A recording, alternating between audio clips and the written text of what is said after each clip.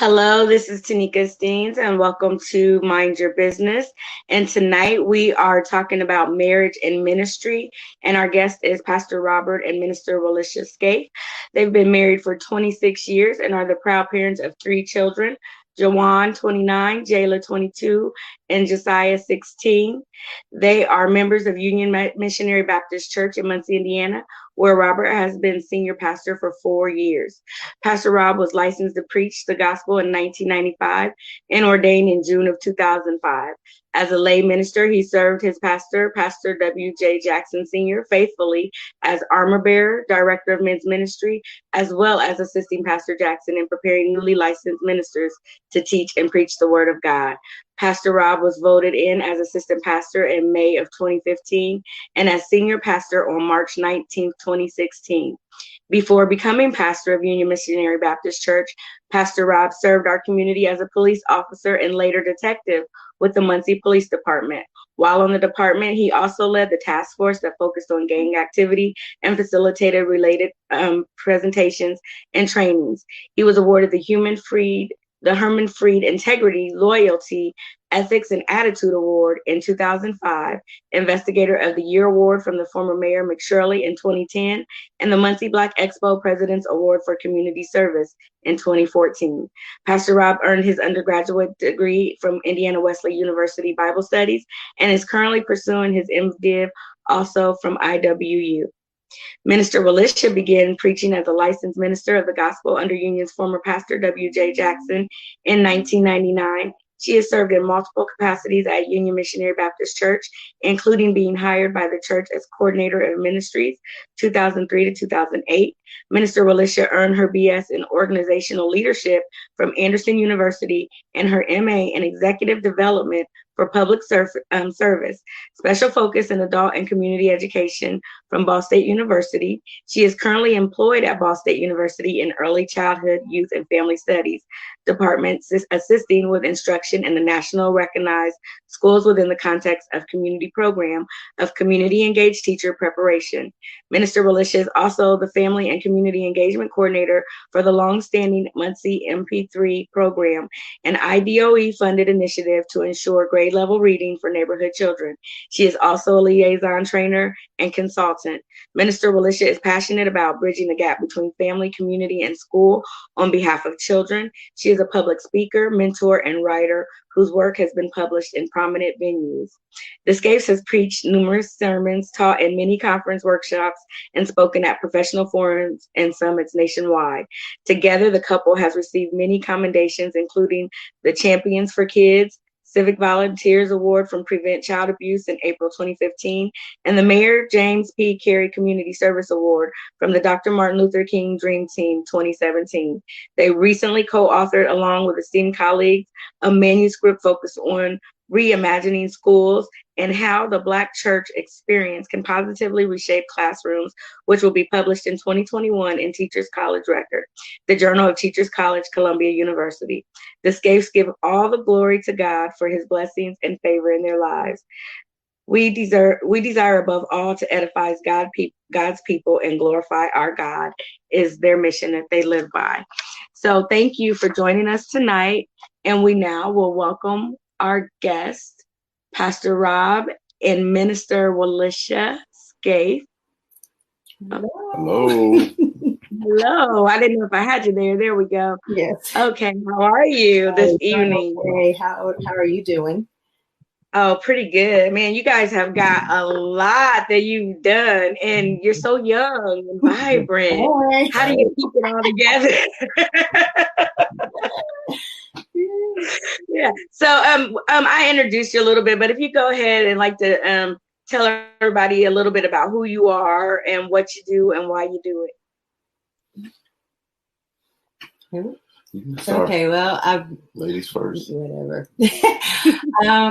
Wilishia Scaife, just passionate about families in terms of my marketplace ministries, what I like to call it.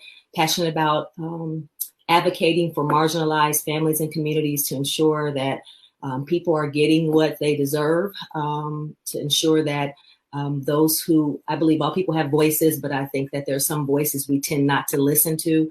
So just working hard to try to ensure that those voices are lifted, especially passionate about children, equity in schools, passionate about discipleship. I feel like my marketplace ministry and that which we often see as spiritual, so the spiritual and the secular, God has made clear that for me, it is about helping people reach their goals and their dreams. And in the spiritual, of course, I feel like that is to live for the Lord, to live the kingdom to the fullest while we're here on earth, and love being a wife and a mother, supporting my kids in all of their different endeavors, and just trying to do our best to live the kingdom as much as we can. So yeah, yes, that was really good.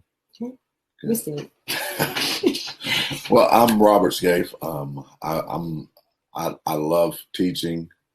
I love just learning more, especially when it deals with the Word of God. I mean, that has transformed my life over the last 15, 20 years. And so I just like digging into the Word and teaching it to people so that they can get it.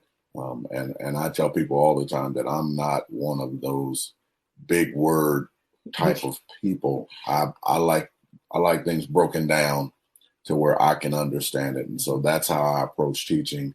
So I love to teach. I love doing things with my family.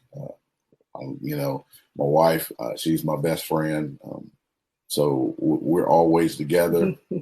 Never gotten tired of each other in 31 years. And so, well, we have, but we're always, at the end of the day, it's just me and her. And so, and that's what I tell her. I said, no matter what happens, at the end of the day, it's just me and you. And so, love my family, spending time with my kids and family members. And so, I mean, it's just the joy especially during this time, just to be around family a little bit more. And so, but that's a little bit about me. Well, thank you for sharing. It's good to see the smiles on your faces and just see how you interact and engage with each other.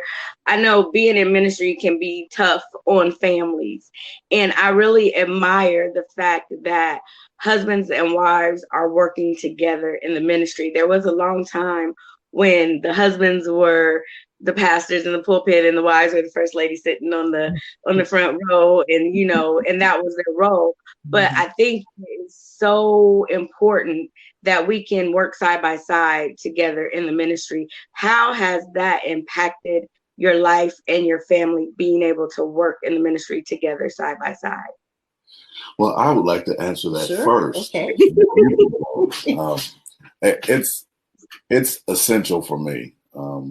I can't see my ministry flourishing without my wife. She compliments me. She corrects me. She helps me. She does everything that I need, and that's how it should be. And I think that just during the times, we have to understand that times change. We're in changing seasons, changing times, and so we're in this period where things aren't going to be done the same way that they've always been done. And so that was a shifting that has started several years ago, and we're full blown now. And I don't think we'll ever. I pray that we won't ever get back to that mindset or that tradition, but instead see the value and worth of husband and wives working in ministry together. And so mine has been a necessary and needed partnership with my wife, because we are one, and that's what our shirts say, oneness. And so we're trying to at least look like we're one. We're trying. we're working on it. The Lord is working on us, but it is so essential. I'm speaking for myself. It is essential for me that I have my wife with me. I don't want to look out and see her on the front row. I mean, if she's sitting out there, she got to stay close so I can hear her and see her. And so that's how I look at it. Yeah. Yeah. I mean, I imagine that it is I don't know what it's supposed to look like. So, because you and your husband are in ministry, you really have to break your mind free from what people, or even you in growing up in the church, what it is supposed to look like. What is this? I when Robert accepted the call to pastor, and it was a struggle for me, and it still is. And even with with your promotional piece when it has First Lady, you notice I didn't put that in anything. Because I know, and that's what I was like. I'm gonna talk to you about that, because I'm like, I struggle with that, and I think it's because it doesn't have anything. It is an honorable, and I've had women help me with this. Like, it is an honorable role and position to have, and it is what it is. But I think what has happened over the years is that there's so many strings seem to have been attached to that title that it scared me. I didn't want to feel like I had to be somebody different. I didn't want people to. And who's to say they would? But just because of the way we all grew up in the church, I didn't want to feel like I might be set up on a particular standard, and I had to live up to that. And if I messed up, then people leave the church, or I wanted to be able to be me, and I'm striving, like I think most people are, to live for the Lord every day. But we are not perfect. So I don't expect that I'll do anything that's going to fail people, tremendously. But hey, that those things happen. So I didn't want to carry a mantle that I felt like I couldn't carry. So I asked people not to call me First Lady. I personally, I've been Minister Wilishia for a long time at Union, but my favorite, I think for both of us, our favorite titles at the church are Uncle Rob and Aunt Lish. Those are, and that's what the kids call us, because of course half of the church, half of Whiteley, are attached to the Scaife somehow. So all these kids at Longfellow, they call me Aunt Lish, and so that's the title I like most. We wanted to be ourselves. Pastor Jackson, our former pastor, Pastor Emeritus.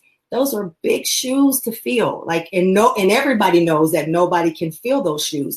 So we had to keep telling ourselves, we can't be Pastor Jackson. We have learned from him. He has laid an incredible foundation. We all love him so much. He's been a spiritual father for us. We can't do what he did. And God has had to remind us, I didn't call you the way I called Pastor Jackson. Mm-hmm. I didn't call you to the exact same work I called him to.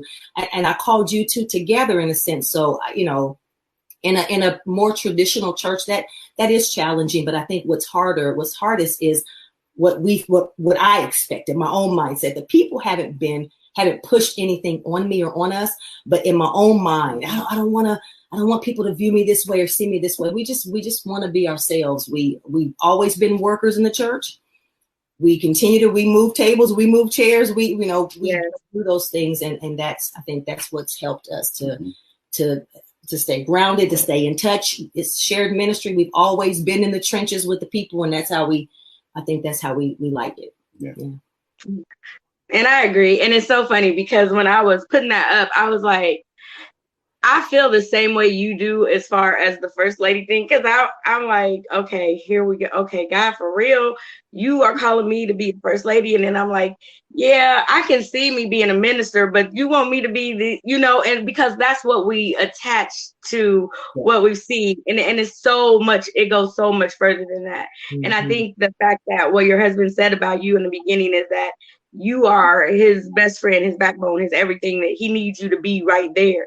And that's what makes you First Lady, if anything, right? Because you are the one. Don't mind that. Yeah. And you are his First Lady. I'm glad you mentioned that, because when Rob was talking about that's another thing, because us, and I know everybody doesn't, but so Rob is really quiet. Now, Rob is silly. Rob is going to laugh at you if you fall, even in the church. That's one thing I love about his. I'll make sure you're okay. But he going to laugh if you're okay. I mean, he is definitely, I'm the more rigid personality in our relationship, and Rob is much more like, it's not that deep. It's not. So I was really worried about what will people say, because I am more vocal, and I've always been upfront, even before, when I was a kid. And so, sometimes, and when in ministry, especially when you have this kind of traditional mindset that says, if a woman talks too much or she's up front, oh, she's going to run and she's going to. So all of those things, you know, already had been in my mind because our personalities are so different. But what I love about Rob is like, I don't care what people think. I know who I am and I know who you are and I value you the way you are. So what he says, you know, about me, I sometimes cringe, but he's like, I need that. God called me and my wife and I know what she brings. I know what I bring. I know how we complement each other. So while I'm struggling with it, he's like he's moved on past that. And so I appreciate that Rob really does allow me to be me. Now I'm, you know, Lish gets, you know, but he knows how to bring me back and, okay, you know, but he allows me to be me, and I really appreciate. I couldn't do any. I can't exist unless I can be me. So that's really been important. Yeah, I think you both set the example of what a marriage looks like. And again, everybody doesn't see what goes on behind closed doors, and it's none of their business.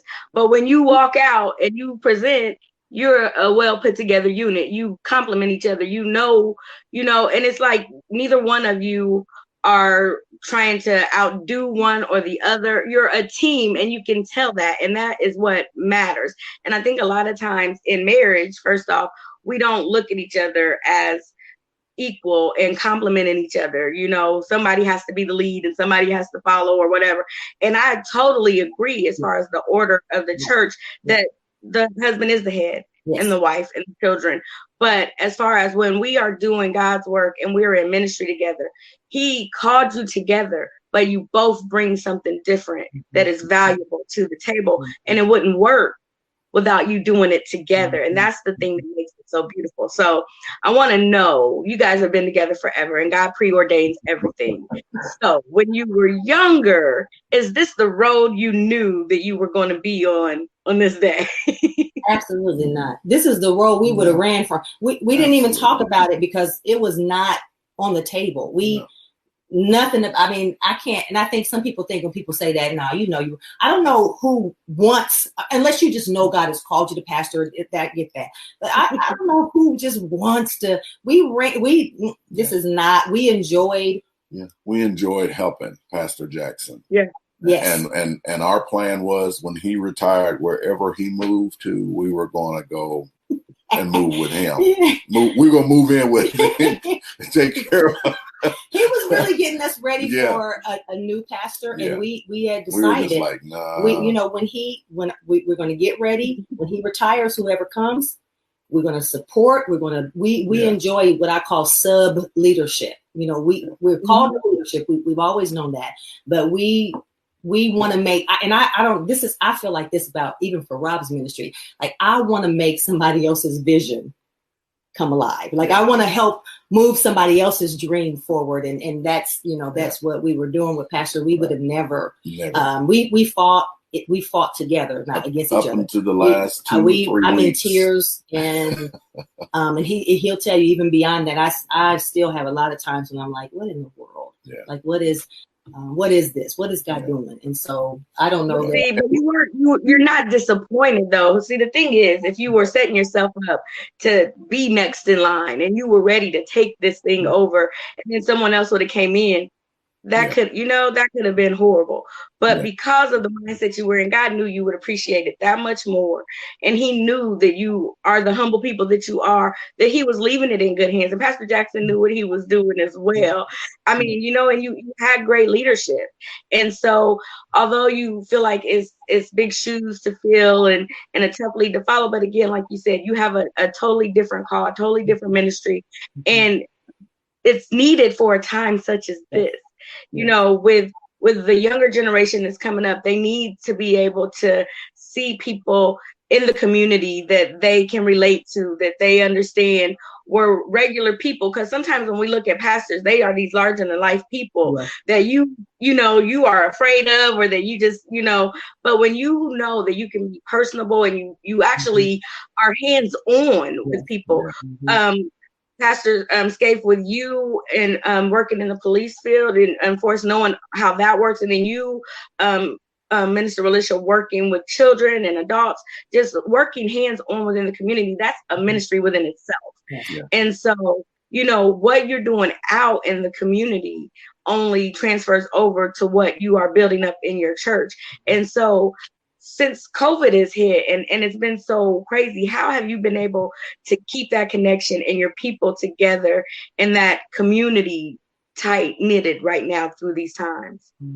Yeah. Well, it's been challenging. We've been super busy. We've been more busy now during COVID than we were before COVID hit. And we're not even, it's like we don't have as many people in the building, but we're doing more ministry now.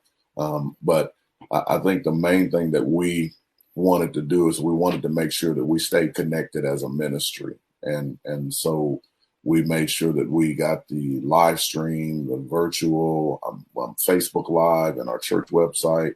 And we just, and we get our leadership team together and we meet on Zoom and we discuss some things. We'll call meetings just to stay connected. And we make sure that we try to check on our senior members, our Bible study. For those that can't get on, have internet, we have the free conference call that they can call in. And so we're trying to do things to stay as connected as we possibly can, just during COVID, because we know that a lot of our older members get lonely and depressed. And so our focus was to really try to connect and to stay connected to them and to be as big of a blessing as we can. And so it's really been it's really been tiresome, but we're still pushing along. And we got a great membership, people who are committed to joining us in ministry, to doing all of that, to ensuring that our members are taken care of and that we're doing things in the community, whatever the community and wherever we can help in the community, we're trying to make ourselves available. Yeah. I think that's checking on what's really been a blessing is that he mentioned our Bible study. We have morning and evening. And so our morning Bible study we do on the free conference call. And so that's where a lot of our older members join us who are able to get on Wi-Fi. And I'm telling you, it's not like being in person, but to hear the voices, there's something about not seeing faces. So that makes that makes you focus on the voice. That it almost brings tears to your eyes to hear singing and praising. I mean, the last few times they've just, shouting. They were shouting in their homes. You can tell they walked away from the phone. I mean, I think what it's done, all of us, I think, want to think that we value people, we value especially our older members, and we certainly have, and we do. But you don't even realize how much more you can value something or someone until you have that gap that you work hard to, reconnect, that you work hard to feel. And that's been, at least for me, I'm falling more and more in love with our older members because I feel, I can sense it when I talk to them. I can tell that in the first time COVID hit, that isolation for some of them were to the point where they were like, we don't care. I don't care about getting COVID. I need somebody to come and talk to me, and I need to touch somebody. I need to be. And we're like, so we did some love drive-bys, and we've done some different things to be outside in the yard. And but it's been heartbreaking, but also I think we needed that. I think we needed, I don't know about you, but when we were in our 20s and early 30s, that's a time, unless you just naturally have a passion or feel a calling to work with older people, you're busy. We raising our kids, going here, going there. You respect, you love, but as you get older, and then as your parents, are aging, and in our case, my mother, you start to see how much more people really do need to know that you care and you love them. And so, I'm just thinking about our older people right now makes me want to cry. I have fallen. I needed this. I hate that COVID has done what it's done to so many and so many families. I'm never going to never going to celebrate that. But what God has done in the midst of this has made us focus in places and in ways that we needed to. We'll never No, even when we come, we'll never go back to, we'll be thinking much more consciously and intentionally about our senior members. And I hate to say that, not as if we weren't before, but you don't know what you know, until you get in those situations. So that's been a blessing to hear their voices and connect with them and know that just that call, I mean, it makes their day, but it also makes my day, you know, so.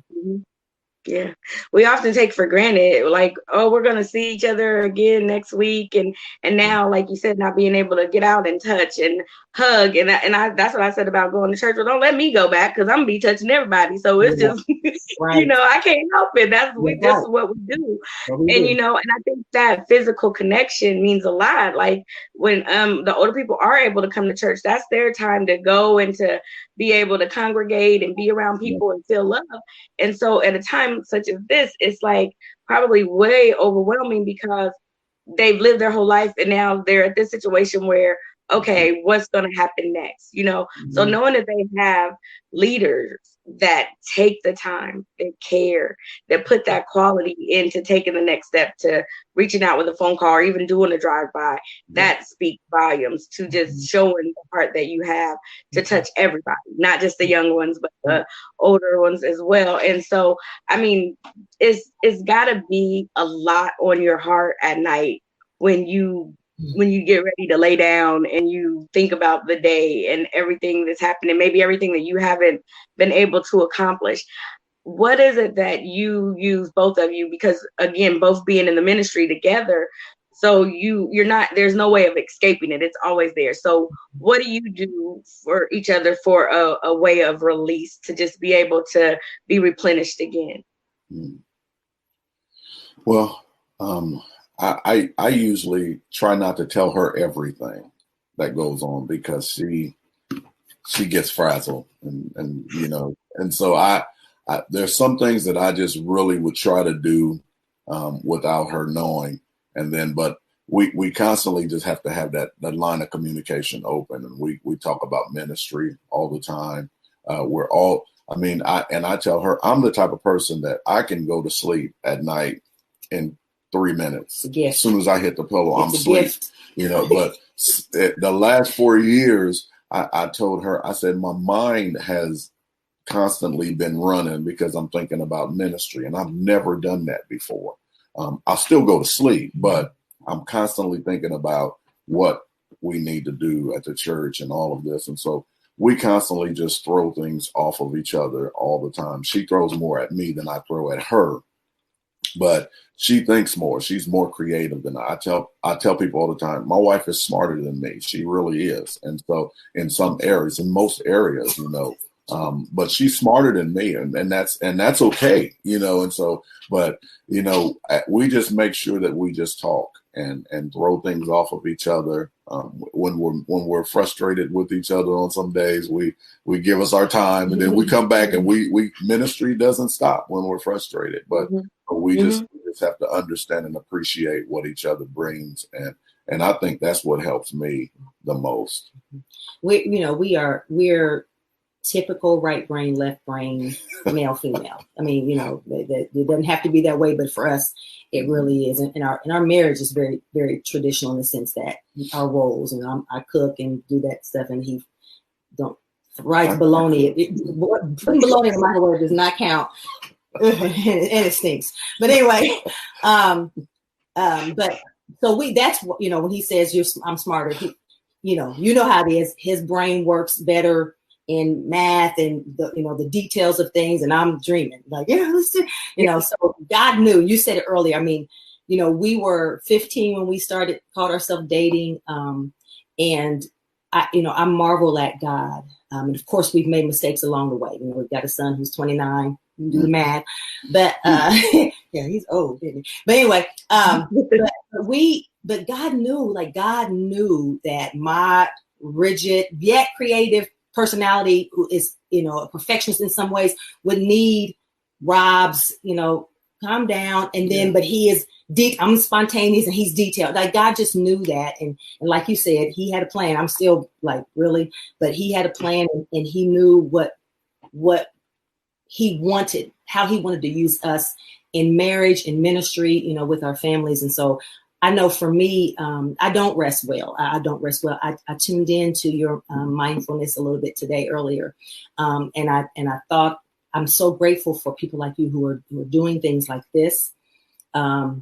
Because, and you know this, culturally, subculturally, not trying to suggest that's all Black folks, but in subcultures, like the subculture I grew up in as an African American, and in church culture, we couldn't afford counseling. We couldn't afford medicines. And you know what we did? We handled things in-house. We're going to pray. Mm-hmm. We're going to put Cousin Joe in the room. We're going to take care of him, but we're not letting everybody in. Mm-hmm. And still to this day, there are reasons not to let everybody in because you can't receive everything. But I thought about this opportunity to share with you. And I wanted to just tell you, God bless you. And I'm praying for how God's using you, because a lot of us won't go get the help that we need. And I'm so grateful for people like Demetria Jackson and others who love the Lord, grew up in the church, and say, this is really not God plus. This is a part of God's plan. I believe in strategy. And sometimes a part of the strategy is you go get you a counselor. Sometimes a part of that strategy is you may have to be on something to just regulate for a little while. And so Robert and I, we started doing really early, and he's only been in 4 years of pastoral counseling, but we've had several marriages to do in that time. And so it's a requirement that if he marries you, we do premarital counseling. Mm-hmm. So premarital counseling. And I mean, right away, we were after the counseling sessions, we were like, people need real counseling. We don't know. We can tell you what the word says. We do believe that God has blessed our marriage, and so we can talk about some things. But then we decided, you know what? We have heard about so many marriages in ministry that people will be married for 20 years, and then the pastor, the husband or wife, start preaching and pastoring, and the marriage falls apart. So because that, not because there was something going on wrong in our marriage, but because of that statistic, and because we were trying to counsel others, we decided we're gonna go get some counseling. So we started going to the marriage counselor ourselves, and we want to be a good example to God's people. That you don't let your marriage fall apart or your world fall apart when you belong to the Lord. Ask Him for a strategy. And I believe I was frustrated. It frustrated. He didn't want to go to when we went the first couple of times. I was like, I am not going back. I was like, we were okay until I went. Yeah, because now you learn some things about the stuff you didn't want to know. Yeah, and the guy, Dr. Lon, he showed us. He showed me. He was just like, everything that happens, it's your fault. Well, it seemed like every time we went. Every time. And I was like, she messed up today. It was her fault today. And he was looking at me, just shaking his head. And he was like, so it's your fault. And I'm looking at him like, okay, will you at least tell her she's wrong? At least once. But that's the truth of the matter. It helped me to see. I didn't like it. It was a hard pill to swallow. But now I'm seeing the wisdom just in his counseling, and that's actually helped me. I still get frustrated with my wife. I still, we still have days where we won't talk. Yeah. Not all day, but but then I'll come back around, and I know that I gotta apologize because I'm the house band. That's what husband is. I'm the house band, and so So counseling, that is a definite requirement for marriage. I think people should, whether it's formal, depending on, but I said that not to get away from your question, but just to say that, not just ministry, but life. Yeah. Right now, I mean, you think about our parents. Did not it seem like it was simpler for your mom and your parents? Mm-hmm. It just seemed, and so we know the word says that things are going to get worse and we feel pressure. So whether you're in ministry or not, there's so many pressures on a marriage and on a person that we have to take care of ourselves. So I say that to confess that I still have not done the things that I know I need to do so that I can rest well. Mm-hmm. But you helped me today when I was listening to you, and it's just the day gets busy and I get so focused on all of the tasks that and as women we do that what I need kind of goes by the wayside. But I'm grateful because if Rob were burdened constantly, it would be very challenging for me. He brings a sense of calm to me because he's not telling me everything, but he's able to carry it in a way that now you're gonna have a problem tonight. Yeah. But I can fold up into him. That's what I want to say. When I mean, it doesn't make things go away, but I can fold up into him and know that I'm not alone. And there's safety, of course, in the Lord, but he's given me my husband, and and because of his personality, I can kind of rest a little bit better knowing that he's going to help carry the load. So, yeah. Yeah. And, it's very important. And I think that as we get older and we're starting to see things a little bit differently than what we were taught or what we saw growing up, and we start recognizing that, it's okay. It's okay to ask for help. It's no matter who it is, even if it's coming to your pastor. But how can you pour or help someone if you've got things going on that you can't deal with? Everybody needs an outlet, a release. Even the two of you with each other, and me and my husband with each other, we still, you can't continue to dump all the time. And then, you're not actually being replenished. And so I think counseling is good because it does have you take a look in the mirror at who you are. And it's not about the other person. It's about you. It's not about what you're maybe doing or not doing. It's about what you are doing and who you are and how you are able to acknowledge yourself. And I believe that it makes you more authentic. It makes you be transparent and real with your ministry because you know that the enemy will use anything that he can to get at you. But when you are being authentic and transparent, you know what? It is what it is. That's right. I know we're not going to always get along. I know that sometimes but there's a way to work through that. And again, I believe everything is a ministry. I believe God puts everything together to be a ministry in some type of way to help us to be better as people, as human beings. And once we are okay with ourselves, then we can build relationships. And that's how you're able to make it. So, you brought it up. So since you brought it up, I'm going to just go ahead and put it out there. But no, you had your son at a young age.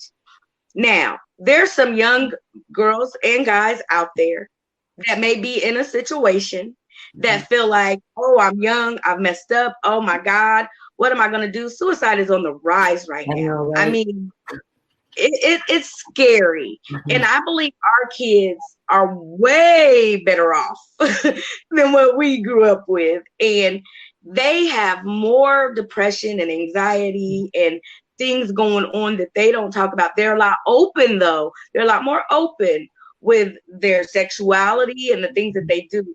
But to those young people that think that life is just fun and free and fair, but they get in a situation and feel like all hope is lost. What do you tell that young girl or young guy to know that 30 years from now you won't be thinking this way? It's just hope. What advice do you have for them?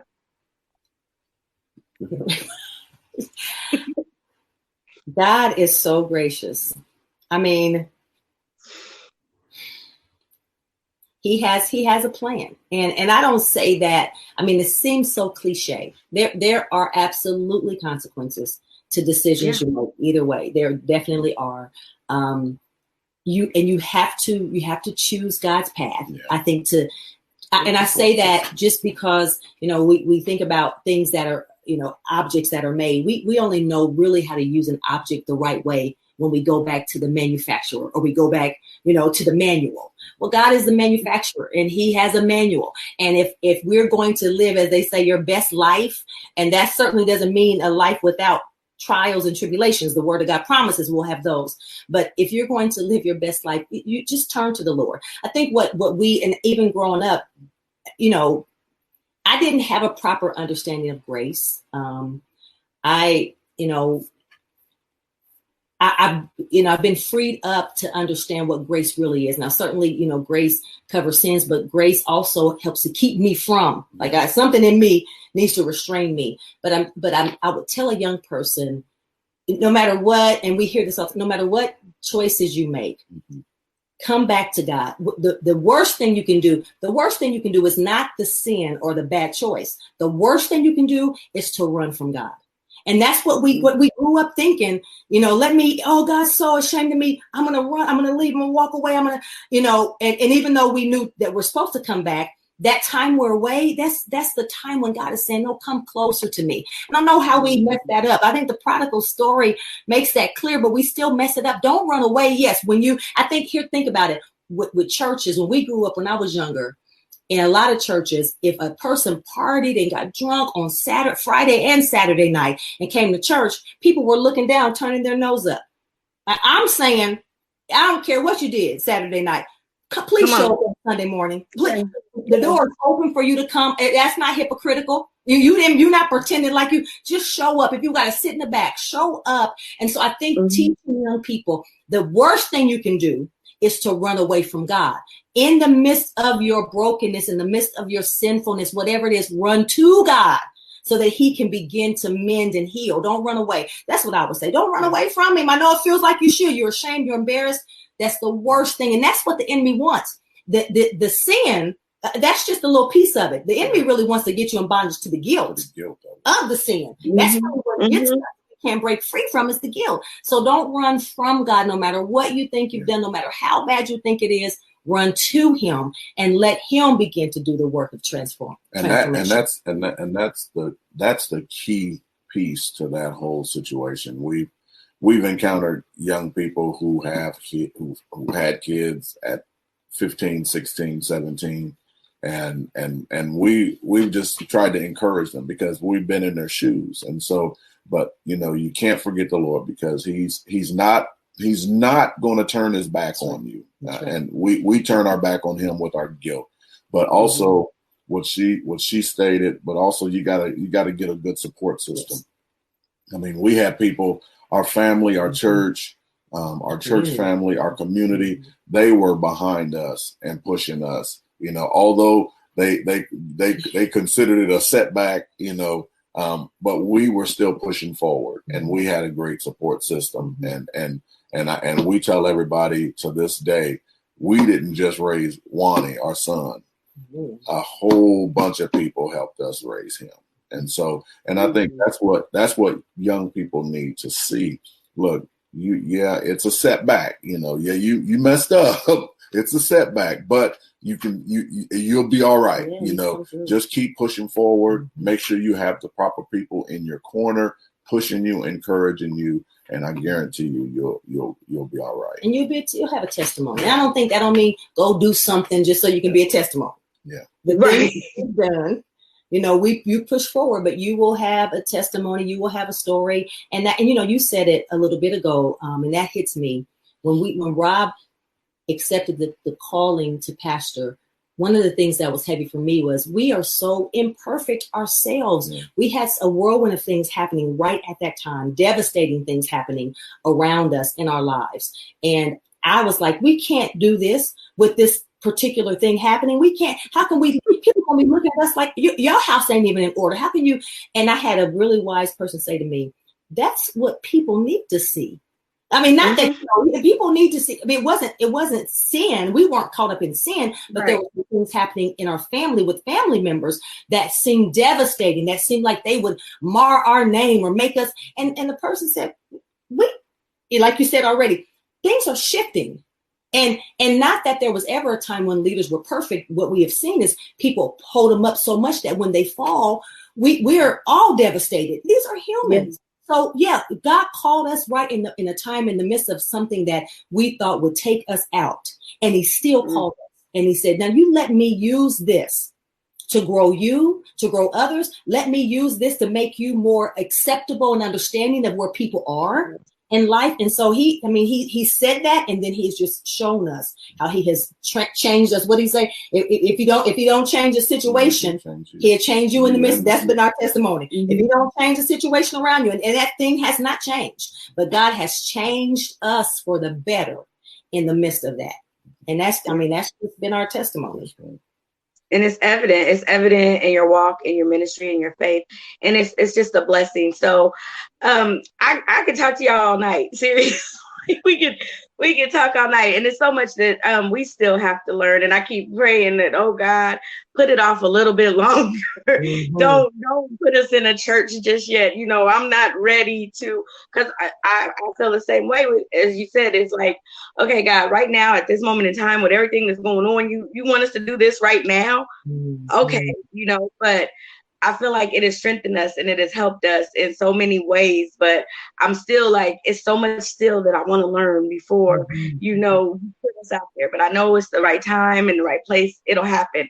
And so I just want to continue to be able to look to people that we can say, okay, they've done it. This is what is working. And we know that because they work together and they're a team, and this is what the example that they're showing, that's what we want to be able to do as well. And so I want to talk to you about the one thing that I know the enemy loves to attack, and that's our children. So how have you kept your children grounded and rooted throughout this ministry? And you raised some great kids. So how does that happen? Well, we made it a point early in their lives that they grew up in church, and so that was not an option. And so we made sure that whenever we had to go to church, you're going to church, and we didn't send them and not go. We went. So we made sure we set the example. We made sure that they had their morning devotions. Lish did mainly all the devotions, and so she led all of that. And so what we wanted to do is we wanted to make sure, and we were taught that, to make sure that our kids were grounded in the faith. And so when they get older, they'll have that faith to fall back on. And so we didn't know where life will take our kids after they get 18 and move out. But we were hoping that once we put the word in them, you know, then once they left our house, that word would come out. And if not, we would put the word on them, you know, and continue to encourage them. And so it's, you know, we love our kids. I think we got some great kids, you know, but you know, they you know, the two oldest ones, you know, they've done their stuff, you know, and so it was a challenge for us, you know. My wife took it harder because she felt that she failed as a mother. And I was like, it's not your fault. We did everything that we could, you know. They're making their own decisions. But my mama used to always say with Proverbs 22:6, train up a child in the way that they should go. My mama used to say, when they get old, they'll come back. Yeah, you know, she put her own, that was her own version.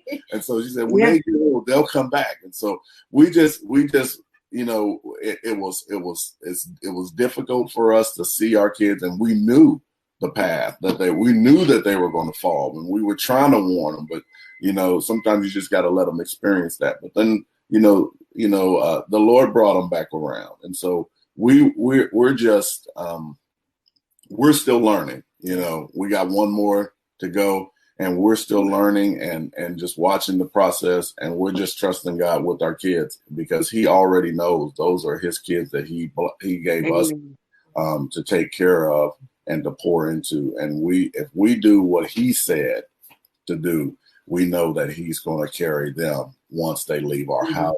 And so that's how I look at it, and that's how we've been operating. I think the other thing though is, you know, you do your best. And I have struggled. That's a whole nother conversation. I'm telling you, I have a book title in my head. One day I'm going to write it, and it's called, the title is When the Queen's Castle Crumbles. Because that's how I felt about motherhood. And the Lord has taught me so much. I put, without knowing, I put motherhood and my kids, not so much them, but my ability to teach and train them, I put it at some point ahead of God. I didn't know that, because guess what I was doing? I was actually teaching and training them about God. But somehow the alignment and the order got messed up.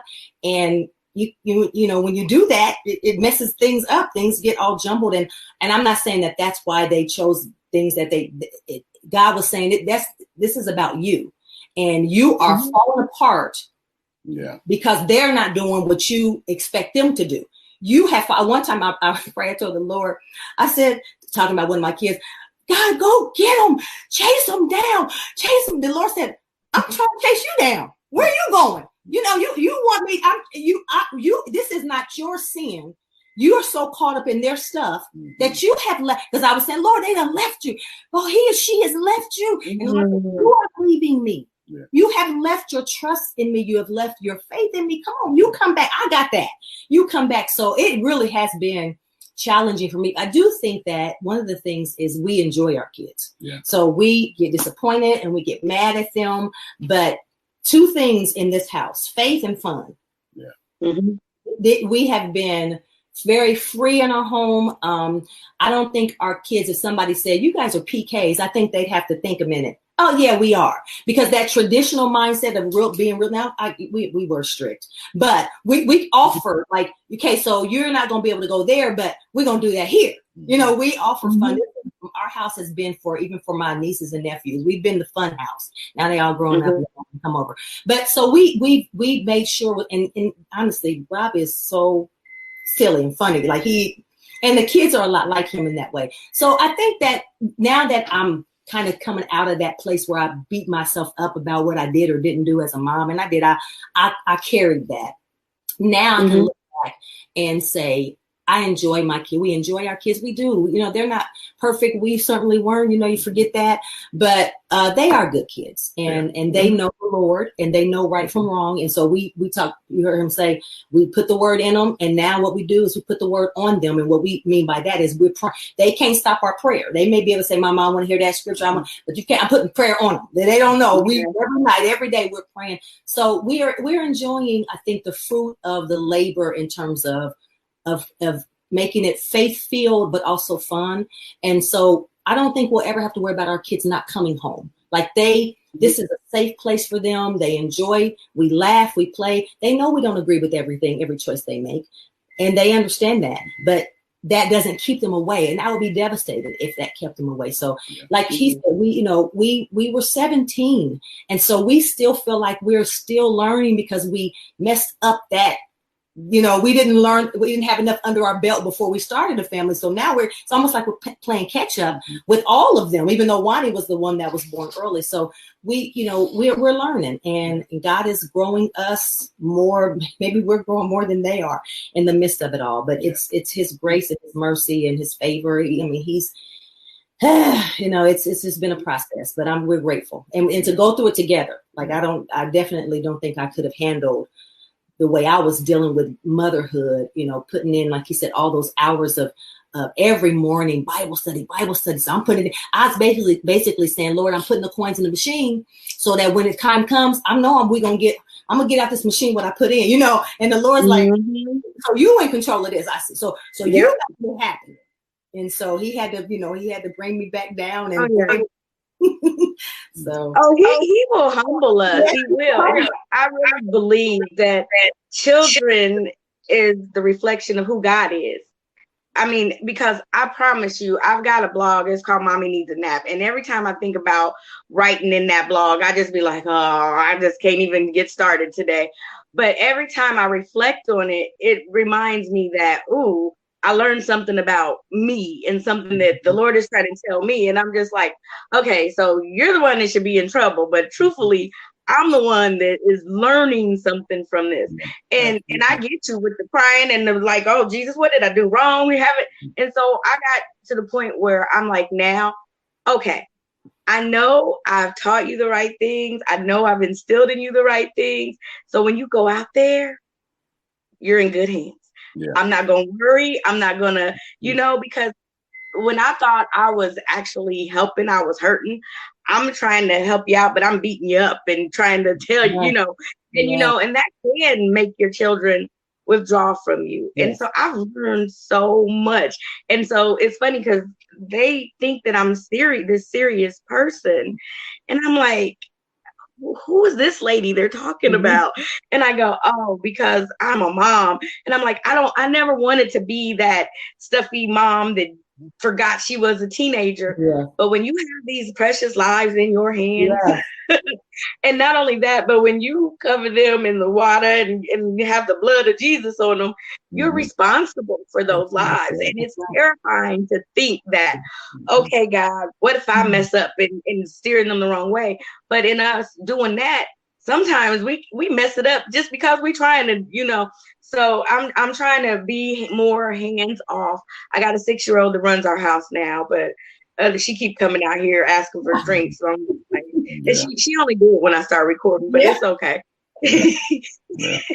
But I mean, we learn so much, and I'm just thankful and grateful to be able to see people I grew up with in the town that I come from that are making a difference, that are empowering others, that are impacting families, and that is just changing the way that we look at things, and not being so, because you are fun, you're a fun family, and you are a faithful family, and you're loving and you're kind and you're encouraging, but you're not acting like you're somebody that, oh, we're in this position now. And you're so easy to come and talk to, and I can see why your people would love to be with you in your congregation and to be around you because of what energy you bring. And that's why God placed you there. And so with me doing this whole marriage and ministry, I just wanted to look at different aspects of what people in ministry were doing, because like I said, now there's a lot more husbands and wives that are coming up together. When Frank and I took our call and started our classes for ordination, we were the only couple. And it was so funny because now they're like, in our denomination, they're like so many couples that are coming, and I'm encouraging that. I'm like, you should be, because I talked to one wife and she was saying how hard it was because her husband was always gone, and she never got to spend time with him. And I'm like, you guys have to do ministry together. Yes, it's not just his work. You have to do this together. Realize why God put y'all together, and it's not so he can go off and you can stay home. It's because he put you in this together so you can minister together. And now she's in ministry and they are doing it together, and I'm like, it's a beautiful thing, because that's what keeps the family together and keeps us focused. And I believe no matter what your ministry is, whether it be in the church or outside the church, whatever it is, it should be a family affair. And I think that's what keeps us grounded, rooted, and connected. And so I just appreciate the time that you're taking out with your oneness, cute little shirts on and everything. So where can people get these cute shirts from? Yeah, I think we got these from, we went to a family, that weekend to remember. Okay. Yeah, focus on the family. And you do fun, engaging things like that to keep yourself together. Me and Frank we were gifted a trip to Vegas, and it was supposed to be for 7 days. We ended up being there for 11 days. And I told him, I was like, I haven't been with you this long since we've got together. And it was so refreshing. It was like, we learned each other all over again. And I remember my mom goes, yeah, y'all used to do stuff all the time. Now y'all don't do nothing. And I go, yeah, because this parenting thing, this ministry thing, everything, and what we have been learning is with COVID. I'm not grateful for COVID, but at the same time, I'm thanking God for this time, because he has brought us closer together, and he's gave us an opportunity to reconnect. And so I think it's a beautiful thing. And again, like, we have people, good examples like you to look up to and to come to and be like, hey, what do you think about this? Because I know it's a lot of things I'm going to do wrong because I talk too much. I already know that. I already know. And I used to think that people was like, oh, they've got all these kids. How great is it? And then I realized that they got all these kids. I was like,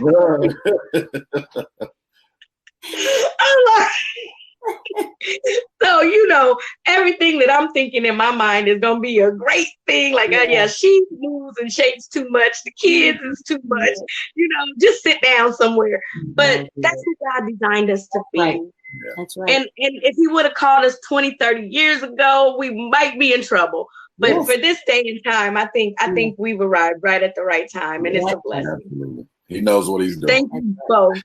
Thank you both for being a blessing. And is there anything final that you would like to say before we get off of here? Let anybody know.